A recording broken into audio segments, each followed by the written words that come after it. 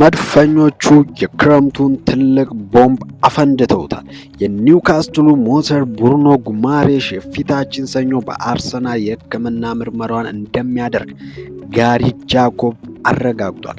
አርሰናል ለዚህ ታሪካዊ ዝውውር 80 ሚሊዮን ፓውንድ ለመክፈል ተስማምቷል። ይህ ዝውውር የአርሰናልን የመሃል ሜዳ እንዴት ይቀይረዋል? ዝርዝር መረጃውን አሁኑኑ እናያለን። ባለፉት ጥቂት ቀናት ሲያጓጓ የነበረው የብሩኖ ጉማሬሽ ዝውውር አሁን ፍጻሜውን አግኝቷል።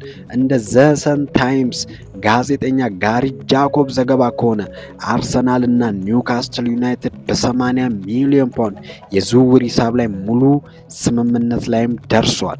ይህ 80 ሚሊዮን ፓውንድ አርሰናል ቀደም ብሎ ተጫዋቹን ለማስፈረም ካቀረበው የ100 ሚሊዮን ፓውንድ የውል ማፍረሻ ያነሰ ቢሆንም ሁለቱ ክለቦች በተቀላጠፈ የአከፋፈል ስልት ላይ መግባባትም ችሏል።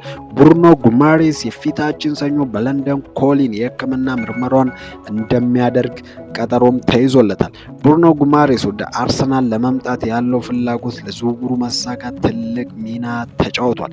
ተጫዋቹ በሻምፒዮንስ ሊግ መጫወትና ለፕሪሚየር ሊግ ዋንጫ መወዳደር ስለሚፈልግ ከማንቸስተር ሲቲ እና ከፒኤስጂ የቀረበለትን ጥያቄዎች ወደ ጎን በማለት መድፈኞችንም መርጧል። ቀደም ብሎ ከክለቡ ጋር በግል ጥቅማ ጥቅሞች ዙሪያ ስምምነት ላይ ደርሶ የነበረም ሲሆን እስከ ሰኔ 2031 የሚቆይ የ5 ዓመት ውል እንደሚፈርምም ይጠበቃል። ይህ ዝውውር ሚኬል አርቴታ ለረጅም ጊዜ ሲመኘው የነበረውን እናም ቡድኑን ወደ ላቀ ደረጃ የሚያሸጋግር የማስተርስ ክላስ ስራ ተደርጎም ተወስዷል። 80 ሚሊዮን ፓውንድ ትልቅ ገንዘብ ቢሆንም ብሩኖ ጉማሬሽ ለዛ የሚመጥን ብቃት አለው። ባለፈው የውድድር ዓመት በፕሪሚየር ሊጉ 9 ጎሎችን አስቆጥሮ 5 ለጎል የሚሆኑ ኳሶችን ማቃበል የቻለ ሁለገብ አማካይ ነው።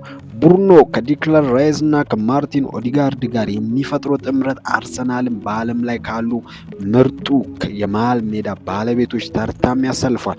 ኳስን ከመከላከል መስመር መስርቶ በማውጣት ጫናዎችን በመቋቋምና ቁልፍ ኳሶችን ለአጥቂዎች በማድረስ ረገድ ብሩኖ ልዩ ብቃት ያለው ተጫዋች ነው። አርሰናል በዚህ ክረምት ያደረገው ይህ ዝውውር የሻምፒዮንነቱን ፍላጎት በግልጽ ያሳየበት ነው።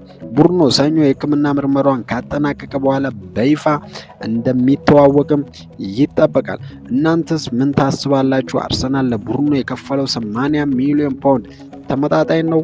ብሩኖ ጉማሬሽ አርሰናል የፕሪሚየር ሊግ ዋንጫ እንዲያሳካስ ያደርጋል? ሀሳባችሁን አሁኑኑ በኮሜንት መስጫው ላይ አስፍሩልን።